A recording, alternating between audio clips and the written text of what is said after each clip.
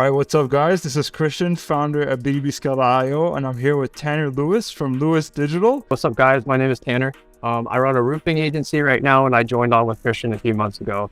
And yeah, I'm excited to share some value today. Quick 5-minute breakdown of how you got into entrepreneurship. What were you doing before that?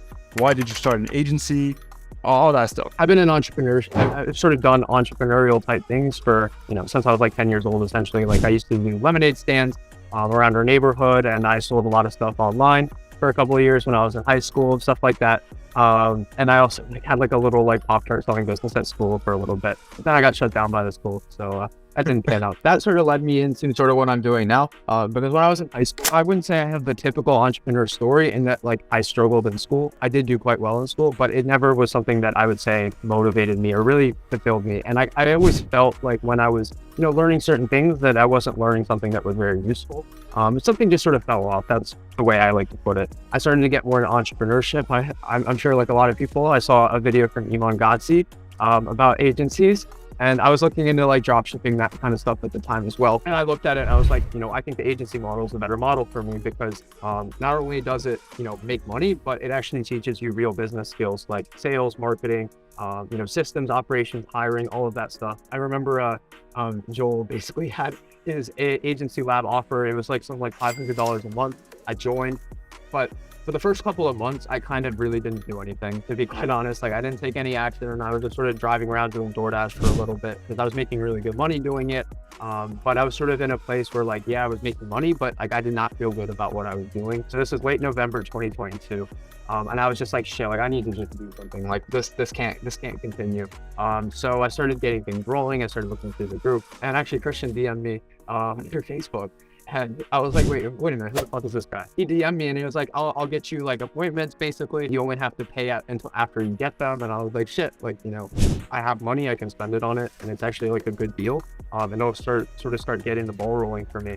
So yeah, that's sort of how I got into the agency world. Okay, so Tanner, now with that in mind, right? So I sent you a random ass DM. Back then we were doing a paper appointment offer. You were actually like maybe my third or fourth clients. That was also when I just started BBScale.io. I had a chiropractic marketing agency before that. But what was the process like when you started working with us? What did we go through? How do you feel like we helped you scale to where you are now? Which we'll tell the audience what that is in a couple minutes here. So I'd say obviously first and foremost, like he brought me my first appointments, and he gave me the calls where I closed my first clients. I mean, obviously that's probably the biggest deal, but also like on the back end, like Christian just helped me out with a lot of different stuff. Like, if I came to him with a question, I'm like, okay, like what should I say on a sales call? What should I maybe be doing with my offer? Like, how do I set someone up? Like little things like that. Like Christian was just sort of there for me, those first couple of months. Like he was just there to answer any questions that I had, even if it didn't relate, to the cold email campaign he had for me. So in my opinion, like, yeah, he was giving me some insane appointments. Like he got me my first clients, and he even got me some of my first paying clients even. That was important for sure. But for me, I think the value that I really got out of it was just being able to sort of ask him questions and sort of see in the minds of an agency owner who'd been there and done what I wanted to do. I would say that's definitely something that I took a lot of value from, for sure. I was only doing cold email. That was all I did. And we built your cold email campaign, started running it. I know that where you are now, which is you're pretty much at a multiple six-figure run rate. That did not happen with well, you still got some cold email clients, right? But I know it happened with paid ads. He showed me the ropes when it came to paid ads. Like, he gave me the sauce, if you want to call it that. Like, he was spilling it all over the place. The ads that he was running for me with the specific type of targeting that he gave me was like absolutely killing it. I was getting like $30 intro calls for a really long time. And I still run those ads to this day. Very similar ads to what he gave me. And honestly, like even just from like a skill development perspective, like he gave me a really good insight into like what a good ad should look like and what ads convert. He was absolutely super beneficial when it came to running the paid ads that I have today, and he basically like helped me figure it out like pretty much immediately. Like without having him help me out with this, it probably would have taken a couple of weeks for me to figure out paid ads otherwise. We're not an appointment setting agency anymore. We're more like a systems building agency, appointment setting systems building agency. But I think, like you said, it's the skills, right? It's just cutting that time frame of how long it would have taken you to actually figure this stuff out on your own. Just by working with somebody, you're not just getting the systems or the appointments, you're getting the mind, you're getting the knowledge. Yeah, 100%. I would say like don't copy and paste. That's not going to help you in the long term. But what is going to help you is just talking to other agency owners, seeing what they're doing. Because ultimately, like in order to have a successful business, like you can't just rely on other people's information. Like you have to be able to do it yourself to a degree. But like Christian was saying, it cuts down on the learning curve when you're able to talk to someone like Christian, because he's been there, he's done what you want to do. There's usually a couple of things that everyone knows you shouldn't do when it comes to paid ads.